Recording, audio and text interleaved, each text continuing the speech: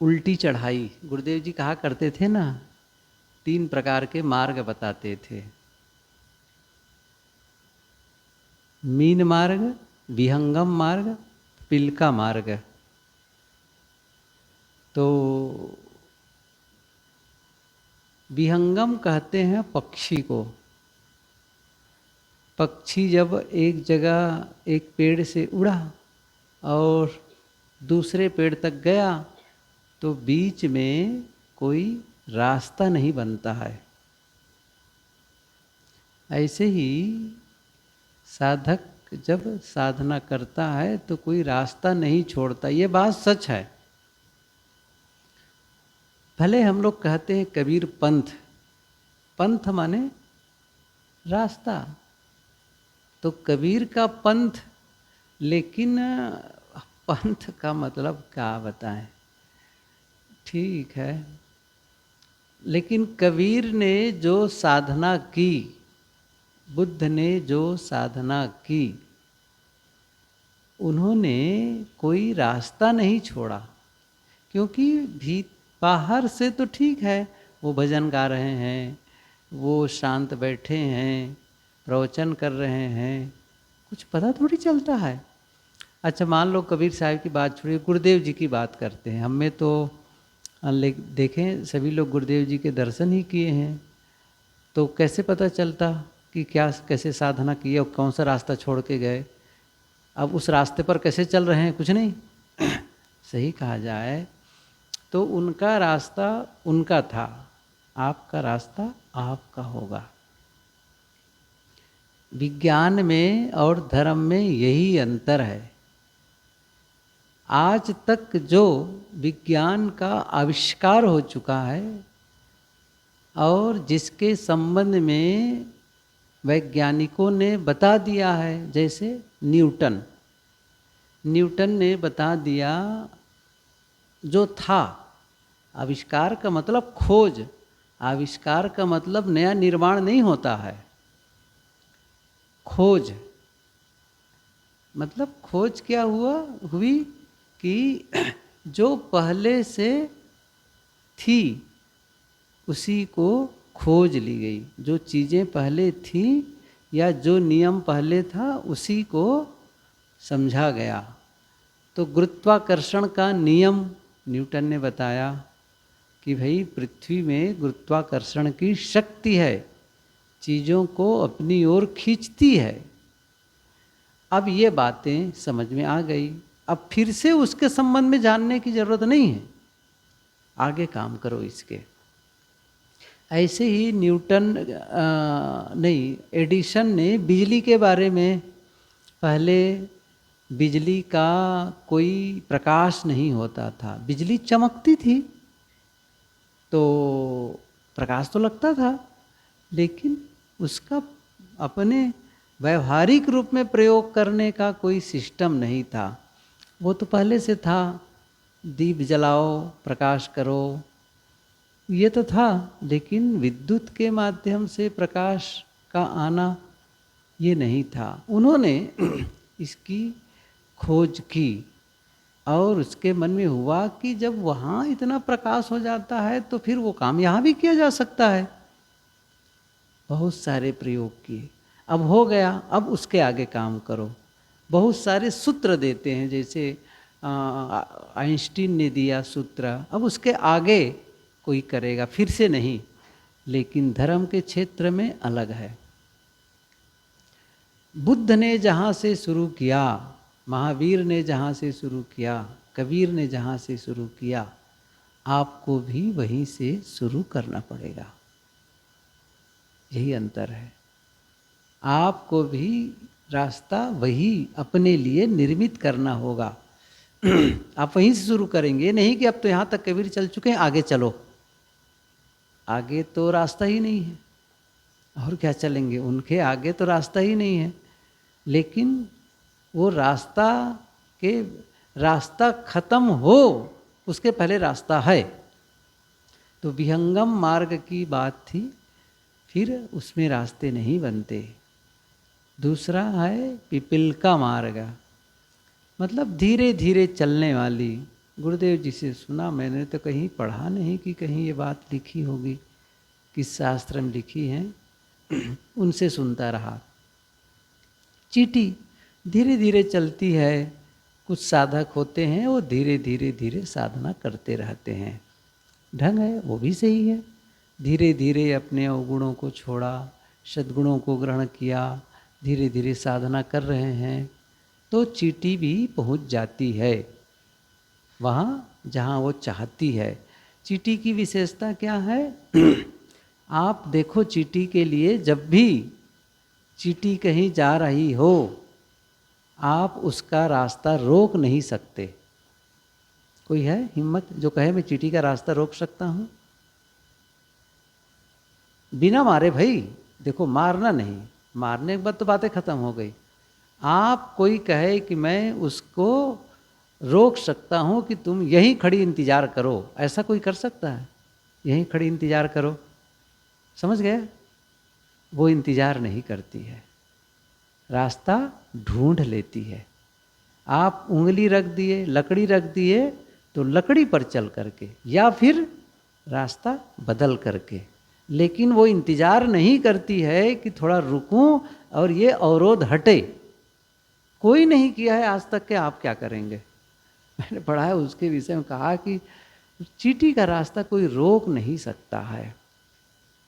यदि वह ऊपर चढ़ना चाहती है, गिरती बहुत है। हरिवंश राय बच्चन की कविता तो याद है ना, कोशिश करने वालों की कभी हार नहीं होती। उसी में तो है ना ये पंक्ति, क्या है? हाँ हाँ, चींटी जब दाना लेकर चलती है 100-100 बार फिसल, हाँ क्या क्या, चढ़ती दीवारों पर 100-100 बार फिसलती है, लेकिन क्या वह हार मानती है? और हम कितनी बार हार मान गए। झंझट लगता है ध्यान वगैरह करना, कुछ तो पता नहीं चलता है ना? बैठे रहो बैठे रहो, बस वही सब विचार आते रहते हैं। छोड़ो भी, कुछ और करो। हार जाते हैं, ऊब जाते हैं। चींटी नहीं हारती। हमसे कितना कितना छोटा प्राणी है वो। अच्छा, कितनी चींटी मिलेगी तो आपके बराबर हो सकती है? बताओ, कितनी चींटियां मिलेंगी? कितनी चींटियां बन करके मिल करके एक वर्षा के बराबर हो सकती है? वर्षा कितनी चींटियां चाहिए? बहुत सारी ना। उतने बड़ी हम, उतने बड़े हम, लेकिन चींटी सरीखे हिम्मत नहीं। चींटी सरीखे हमें कोशिश करने की शक्ति नहीं, साहस नहीं, ये जुनून नहीं। तो क्या करना है? हमें भी हार नहीं मानना है। हार तो देखिए, हार इसलिए हम भी जब हमें रास्ता चलते हैं, आगे बढ़ते हैं साधना के, तो वो देखो, हार कब नहीं मानेंगे भी बता दूं पहले। आपको वह दिखाई दे जहां आप जाना चाहते हैं। वो दिखाई नहीं देता है, मतलब दिखाई देने का मतलब ये हुआ, आपको ये पता होना चाहिए कि सचमुच मुझे जाना कहाँ है। और इसके लिए मैं पहले कहा करता था, चलने के पहले जान लो पहुँचना कहाँ है। चलने के पहले जान लो पहुँचना कहाँ है। नहीं तो फिर चल रहे हैं, कर रहे हैं, पता नहीं क्या होगा। साहब की वाणी बात करो, नाव न जाने गांव का, भूला मार्ग जाए। अब मार्ग भूल गए तो क्या होगा? काल गड़ेगा कांटा, कांटा गड़ेगा। अगमन खसी कराए, साहब ने कहा, गुरुदेव जी ने व्याख्या में लिखा कि एक कोई आदमी जा रहा हो, उन्हें रोक करके पूछो, भैया आपका नाम क्या है, कहाँ जाना चाहते हो? क्या कहता है? पता नहीं, नाम का भी नहीं पता और गांव का भी नहीं पता। ऐसे ही है। हम कहेंगे कैसा अनारी आदमी है ये, जिसे अपने नाम गांव का पता नहीं है। ऐसे ही हम सबको भी अपने बारे में पता नहीं है, गांव के बारे में, गांव का मतलब है मंजिल, मंजिल लक्ष्य, उसके बारे में पता नहीं है। जीवन का अंत क्या है, लक्ष्य क्या है। अपने जीवन को लक्ष्य केंद्रित बनाओ, तब जा कर के होगा काम। तो लक्ष्य क्या है, मैंने वो है कुछ नहीं चाहिए, कुछ नहीं करना, पूर्ण मौन और अंदर सन्नाटा। अब ये बराबर अभ्यास की ज़रूरत है इसके लिए।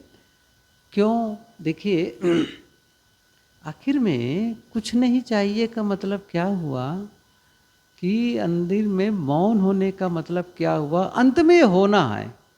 आप ध्यान दो, अंत में ये होना है। जो अंत में होना है उसको पहले करो, पहले स्वीकारो। जैसे साहब ने कहा कि अंत दशा लिए आदि में सोई सांच बैराग। अंत दशा को आदि में, अंत में सब शून्य हो जाना है, सब छूट जाना है, सब भूल जाना है। और जिस प्रकार मोक्ष की चर्चा है, मोक्ष तो कोई देखा नहीं है लेकिन जो हमने सुना जाना, स्वर्ग के बारे में लोग बताते हैं वो तो कल्पना है। हम कह सकते हैं मोक्ष भी तो कल्पना है, मान सकते हो, कल्पना कह सकते हो, और इसलिए मानना भी चाहिए कल्पना ही है। कब होगा, नहीं तो मान लिए कि ऐसा होता है, मानो मत। हम जानेंगे तब बताएंगे, हम देखेंगे तब बताएंगे, समझ रहे हैं ना। हम देखेंगे उसको, हम अनुभव करेंगे। हम लोग की समस्या क्या है, सब मान भर लेते हैं। हम लोग क्या करते हैं, मैं आत्मा हूँ, मैं आत्मा हूँ, अहम शुद्ध चैतन्य ज्ञान स्वरूपम। क्या नाम है उनका, गुरुजीएफ, उन्होंने कहा है मैं आत्मा हूँ। यह बहुत बड़ा नुकसान किया है लोगों का, जो कहते हैं कि मैं आत्मा हूँ, बहुत बड़ा नुकसान किया है। अच्छा, उनको तो पता था ना कि मैं आत्मा हूँ, इसके बावजूद क्यों कहा, क्योंकि फिर अच्छा मैं तो आत्मा ही ना, मैं तो अजर हूँ, अमर हूँ, अखंड हूँ, झंझट का है को है, कुछ करना ही नहीं है, कभी मिटना नहीं है। मान लो अभी साधना नहीं हुई तो फिर अगले जन्म में हो जाएगी। आत्मा तो हूँ मैं तो अजर अमर हूँ। अच्छा, ये तो निर्विकार है, इसमें तो कुछ विकार आता ही नहीं है। चाहे मेरे अंदर क्रोध आए, लोभ आए, मोह आए, तो आत्मा में थोड़ी प्रवेश किया भाई, वो तो अलग ही है ना। बहुत सारी बातें उन्होंने लिखी है, मैं कभी बताऊंगा इसके विषय पर कि कैसे आत्मा के मानने से नुकसान होता है। फायदा हो सकता है इस बोध के साथ में, लेकिन हम नुकसान कर बैठते हैं क्योंकि हमने दूसरों से सुना है, कहीं से पढ़ा है। मुझे क्या, आत्मा हो सकती है, आत्मा हो, लेकिन मैं पहले जानूं, खोज करूं, काम करूं, तब मैं मानूंगा। आपके कहने से मान लूंगा तो ठीक है, बात खत्म हो गई। अब पता है नहीं हमको, सही कहो तो किसी को पता थोड़ी, हम लोगों को तर्क के द्वारा मान लिए। हाँ ठीक है भाई, मैं शरीर नहीं हूँ, मैं मन नहीं हूँ, मैं इंद्री नहीं हूँ, मैं ये नहीं हूँ, खून नहीं, पसीना नहीं, सारी बातें आई। हाँ तो कौन हूँ, मैं आत्मा हूँ। लेकिन क्या उसे हमने जाना, जाना नहीं, अभी तक तो जाने नहीं। अभी तो केवल दुनिया को जान रहे हैं। किसको जान रहे हैं, दुनिया को जान रहे हैं, लोगों को जान रहे हैं, वस्तुओं को जान रहे हैं। इसका मतलब है चाहे वो शब्द हो, स्पर्श हो, रूप हो, रस हो, गंध हो। मतलब जब आप के जहाँ पर कहा गया कि जैसा उसका स्वरूप, कि वह क्या है, जहाँ अशब्दम, अरूपम, अगंधम, जिसको साहब कहा करते थे ना वो पंक्ति कि चश्म बंदो गोश बंदो लब बिबन गर्न बिन्नी सर्रेहक बरमन बखन। ये रूमी साहब की पंक्ति है।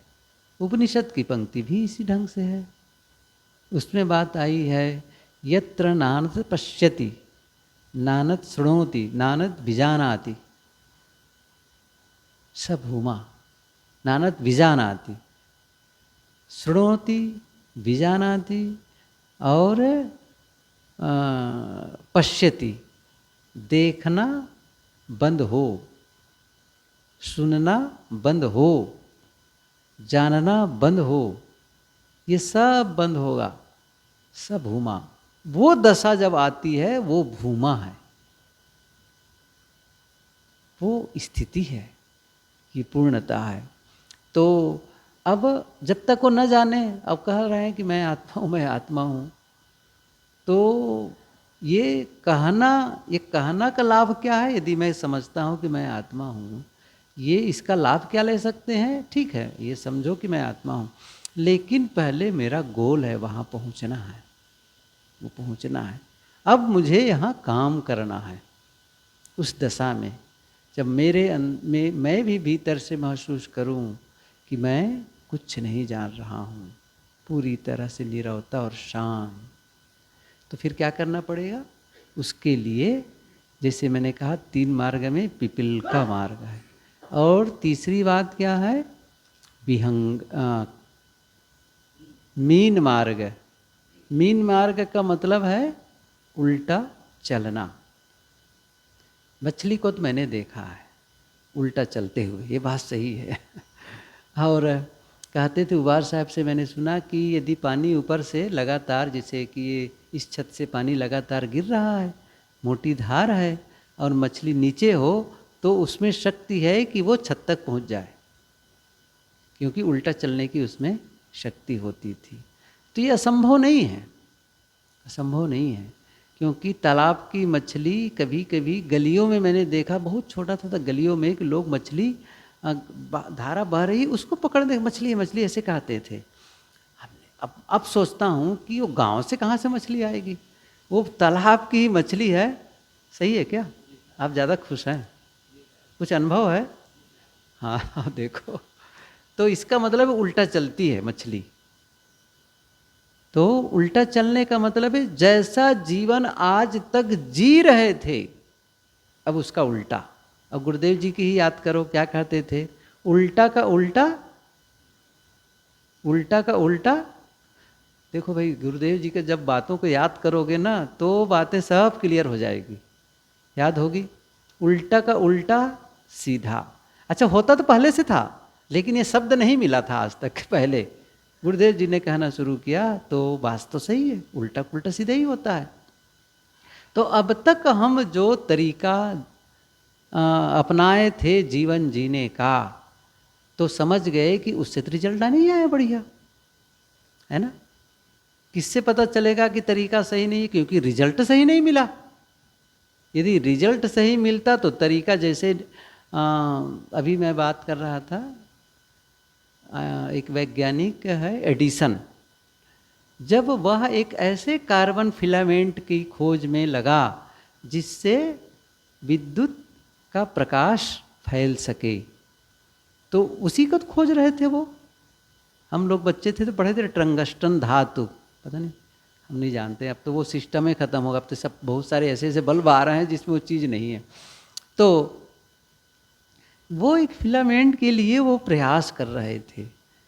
फिर खोज में 1 2 3 4 ऐसे हजारों प्रयोग होते थे, लेकिन उससे सफलता नहीं मिलती थी। फिर क्या होता था? उनका नियम क्या था कि जो प्रयोग किए सफलता नहीं मिली उसको लिखते थे, इस प्रयोग से वो बल्ब नहीं जलेगा। दूसरा, अच्छा फिर किए, नहीं जला, इस प्रयोग से नहीं जलेगा। 3 4 ऐसे 500 600 1000 ऐसे करते चले गए, इससे बल्ब नहीं जलता, क्योंकि पता था। अब मैं पूछता हूँ, क्या वो इंसान एडिसन, क्या जिससे नहीं जलेगा प्रयोग कर चुके थे, क्या उस प्रयोग को फिर से दोहराते? वो नहीं दोहराते, क्योंकि उसे पता चल गया था अच्छी तरह प्रयोग करके कि यह प्रयोग से बल्ब जलने वाला नहीं है। तो फिर वो आगे दूसरा करते, तीसरा करते थे। बस ये नियम जानो। ये नियम क्या है? हमने जो तरीका अपनाया जीने का, यदि वो तरीका सही होता आज तक, तो जो हम रिजल्ट जीवन में चाहते हैं वह रिजल्ट मिल गया होता। वो तरीका वो परिणाम हमारे जीवन में आ गया होता। इसका मतलब है वह क्या करना है उसको, वह बदलना है, वह चेंज करना है सिस्टम को। अब वो देखो तो क्या है, उल्टा। अब जो चल रहे थे ना अभी तक के, उसका उल्टा। ये कबीर साहब की पंक्ति को भी साहब कहा करते थे ना, भेरे चढ़े तो अद्धड़ डूबे, क्या नहीं, अवघड़ चले तो पहुँचे और घाट चले तो डूबे। ऐसी आए कि पंक्ति याद है किसी को? हाँ गाओ। अरे आधत का शुरू भूल गए हैं। नगरी पहुँचे, अवघड़ चले सो नगरी पहुँचे और बाट चले सो डूबे। ये लूटे। तो अवघट चलना, अब अभी तक तो घाट में चल रहे थे ना, यही सही है कहा करके, अब अवघट यही है, यही सब बातें हैं। तो अभी तक जो हमने क्या है कि भाई ये संसार का काम किए, सिस्टम अपनाए, सब कुछ जीने का, खाने का, पीने का, सोचने का, बोलने का, इस तरीका में बदलाव लाओ तो होगा। तो उल्टा का उल्टा सीधा होगा, करेंगे चर्चा इस पर भी। तो बात ये है कि मीन मार्ग अर्थात हमारे सोचने का ढंग, बाहर सोच रहे हैं, उल्टा हो जाओ, अर्थात न सोचो। अब सीधी सी बात है कि नहीं है? सोचना तो सोचना उल्टा, मतलब न सोचना। इसी को कहते हैं प्रत्याहार।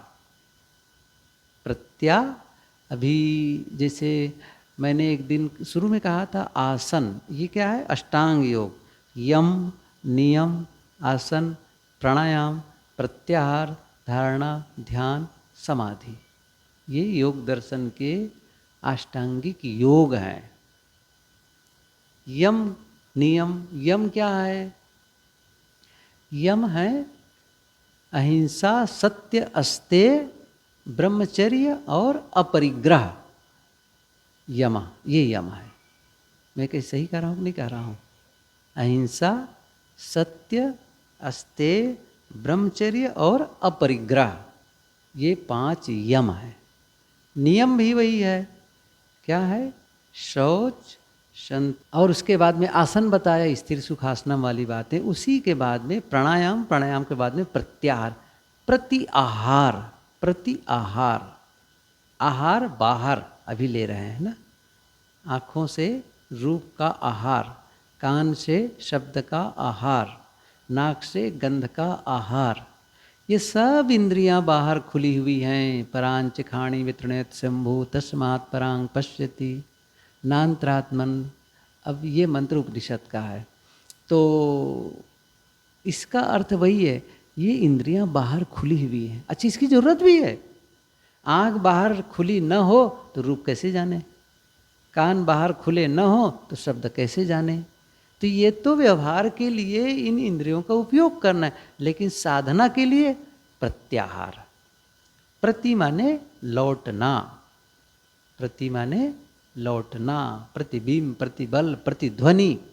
जैसे ध्वनि, एक बिल्डिंग हो या कोई पहाड़ी की जगह हो, जोर से बोलो, लौट की आवाज़ आती है, उसी को कहते हैं प्रतिध्वनि।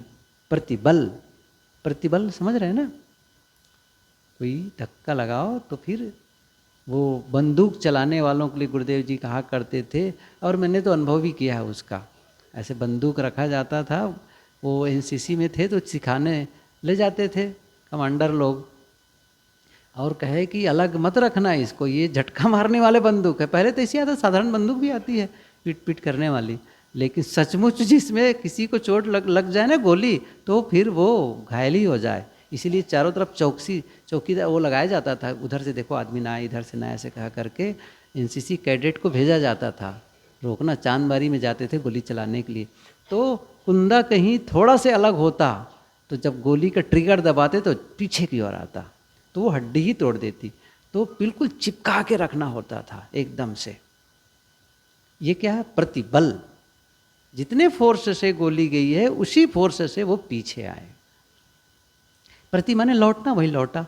अब यहाँ पर है प्रत्याहार, आहार का लौटना। अब बाहर आहार मत करो, अब भीतर का आहरण करो, ये है भीतर का।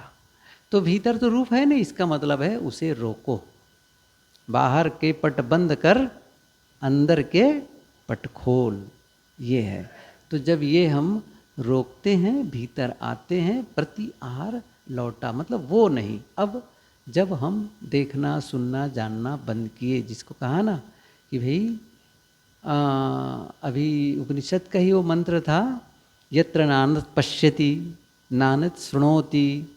जब नान्यत अन्यत्र, अन्य को नहीं सुनते, अन्य को नहीं देखते, दूसरे को नहीं देखते, तब देखना सुनना जानना बंद हुआ। फिर ये पता चला कौन देखता था, मैं, वही आत्मा, फिर वो भूमा है। ये क्या है, लक्ष्य है, ये लक्ष्य है। ये जब पता चले यहाँ पहुँचना है, फिर आप चलो। तो चाहे चींटी का मार्ग अपनाओ, कोई मार्ग, चलना तो पड़ेगा आपको, अपने आप होगा नहीं। कोई उठा करके आपको, जैसे कोई बीमार पड़ गया तो उठाए बस और ले गए अस्पताल। यहाँ ऐसा नहीं है कि आपको उठा के ले जाएं, आपको स्टेप बाय स्टेप चलना है। हर को, कोई दूसरे के लिए काम करने वाला नहीं है।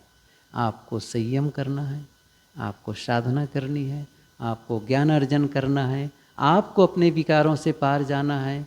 मन में जो विकार उठते हैं उसका ध्यान रखना कि नहीं, ये नहीं उठना है।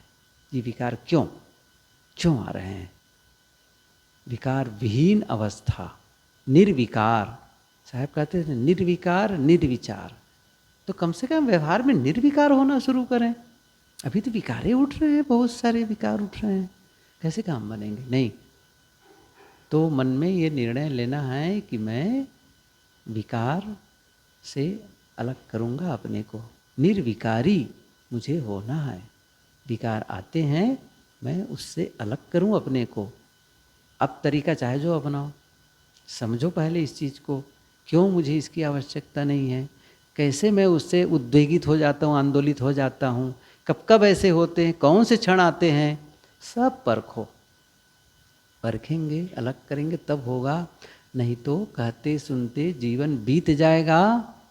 कमाते खाते बाल बच्चों की परवरिश करते हम फिर से वही गड्ढे में गिर जाएंगे, फिर से हम वही विकारों में बहते रह जाएंगे। जीवन जीना है, लेकिन कैसा? निर्विकारी, है ना, शांत। ऐसा थोड़ी कि जीवन खत्म करना है, जीवन हो लेकिन जीवन में शांति हो, प्रसन्नता हो, प्रेम हो, करुणा हो, मैत्री हो, और जीवन को जीने में आनंद का अनुभव हो। अब इसका मतलब नहीं कि जीने में मजा आ रहा है और जिए, ये भी नहीं, वो भी जरूरत नहीं है। जब तक है बस, है तो ठीक, नहीं है तो हर हाल में खुश, हर परिस्थिति में खुश, तब बढ़िया। हर परिस्थिति में खुश। 12:04 हो गए हैं, लेकिन एक कहानी कहूँ, अब नहीं छोड़ूंगा क्योंकि जब एक बार देखो, बोलना न बोलने का मन होता है, लेकिन जब बोलना शुरू करो तो ढकेलता है वो ये कोई बता कहाँ कहाँ से आता है। वर्तमान में जीना, है ना, वर्तमान में जीना, यही तो साधना है ना, वर्तमान में जीना। तो ये बहुत पुरानी कहानी है, मैं उसको दोहराऊं अपने ढंग से। एक राजा ऐसे ही टहलने जाया करते थे। एक दिन देखा एक जंगल के किनारे एक संत रहा करते थे, लेकिन कमाल के वो संत थे, साधक थे, मस्त बंसी बजाया करते थे, बांसुरी बजाया करते थे, मगन रहा करते थे, हर परिस्थिति में मगन। राजा देख करके बड़ा खुश, इतना बड़ा महल, इतना बड़ा राजकाज, मैं कितने तनाव में, और इस आदमी के पास कुछ नहीं है, नाच रहा है, ये बांसुरी बजा बजा करके मगन है, मस्त, और पता नहीं कब खाने को मिलता है, क्या होता है। तो एक दिन वो, आखिर आदमी खाता कहाँ से है एक दिन देखा वो आखिर भोजन कहाँ से आता है। तो कहा कि भगवान, आपने जिसको जीवन दिया आप उसके लिए भोजन की व्यवस्था भी करते हैं, आपके प्रति धन्यवाद। और बड़े खुश रहा करते थे, आंखें ऐसे बंद किए रहे। तो अब कोई भी राहगीर गया तो एक राहगीर गया और उसके पास रोटी अतिरिक्त थी, बैठे थे संत, तो शायद पहले कभी और दिए रहे होंगे या पहली बार आए होंगे, मन बन गया होगा, वो प्रचलन ही रहा होगा देने का। तो उनके पास में अतिरिक्त 2 3 4 रोटियां थी, वो रोटी उनके पात्र में वो रख दिए। अब आंखें खोला, वाह धन्य हैं आप भगवान, सबका ध्यान रखते हैं और बहुत आभार आपके लिए, धन्यवाद रोटी। अब वो जैसे उसने फिर से हाथ धोने के नाम से गया, इतने में कुत्ता आ गया, चारों रोटी को पकड़ा और भागा। अब राजा देखा, अच्छा अब क्या करता है, अब कैसे करेगा, पता चलेगा। आया देखा तो रोटी को कुत्ता लेकर के जा रहा है। अब तो चिल्लाएगा ये, क्योंकि भोजन भूख लगी, नहीं मिला तब। तो राजा ने क्या देखा, आया और देखा कुत्ता ले जा रहा है, फिर से बैठा, भगवान आपका मैं कितना धन्यवाद करूं, कई दिनों से मन में होता था व्रत करूं, उपवास करूं, अवसर ही नहीं मिलता था, रोज कुछ ना कुछ मिल जाता था, आज मुझे अवसर है। कुत्ता आकर के रोटी ले गया, धन्यवाद, आज मैं उपवास करूंगा, व्रत करूंगा। और फिर से बांसुरी बजा करके नाचने लगा, बहुत मगन। उसने कहा, इतना प्रभावित हुआ, एक दिन गए, पैर पकड़े, संत भगवान आप कमाल के इंसान हैं, मेरा एक निवेदन है कि आप चले महल में, आपको ऐसी जगह नहीं रहने दूंगा क्योंकि वर्षा आने वाली है, आप कहाँ रहेंगे, चलिए मेरे महल में, वहाँ राज्य में। और उसने कहा कि हाँ बिल्कुल चलिए। जैसे चलिए कहा तो राजा ने सोचा बड़ा गड़बड़, क्योंकि वो सोचे थे मैं कहूँगा चलो, ये कहेंगे नहीं नहीं मैं नहीं जाऊँगा, यहाँ ठीक हूँ, मैं क्यों महल में जाऊँगा, मेरा क्या काम है। अब बहुत बार बार अनुनय विनय करूँगा, पैर पकड़ूंगा, तब तैयार होंगे, तो पहले तैयार हो गए, बड़ा गड़बड़ है। लेकिन अब कैसे कहे, ठीक है। अब घोड़ा खड़ा हुआ था राजा का, गया और राजा घोड़े पर बैठ गया, अच्छा चलो पैदल चलो, बड़ा झंझट। वो राजा के घोड़े पर बैठे और पैदल जा रहे हैं राजा साहब। अब राजा के मन में बहुत सारे विचार, बड़े गड़बड़ हैं, लेकिन अब मना कैसे करे, खुद ने आमंत्रित किया, गए। अब वहाँ पर उनको एक जगह बढ़िया से ठाट दिया गया, बस अब बढ़िया कपड़ा पहनता, मस्त खाता पीता, आनंद से फिर से वहाँ भी बांसुरी बजाता। राजा तो एक में सोचे कि बड़ा गड़बड़ है ये, तो मेरे से ज़्यादा आराम में तो यही है, न तो इसको किसी की चिंता है, न राजकाज की चिंता, न किसी की चिंता, न पड़ोसी राजा की दुश्मनी की चिंता, मस्त खा पी रहा है, मौज है। और जितने नौकर की मुझे ज़रूरत है सेवा, मुझसे ज़्यादा नौकर इनके पास हैं, कितने नौकर के अभाव से इनको लगा हुआ है, काम में लगे हुए हैं, मगन है। धीरे धीरे उसके मन में लगा कि कहीं मुझे धोखा तो नहीं दे रहा था अभी तक के, ये मुझे फंसाने के लिए, मेरे महल को कब्जा करने के लिए, कुछ तो गड़बड़ है। एक दिन बहुत साहस बटोर के उसने कहा, भगवान आप में और मेरे में क्या अंतर है, आप में और मेरे में क्या अंतर है। तो उसने कहा कि मूर्ख, उसी दिन पूछ लेना था ना जिस दिन आमंत्रित किए, आंखों में देख लिया था, उस दिन प्रश्न हो गया था, लेकिन पूछे नहीं, इतने दिन लगा दिए।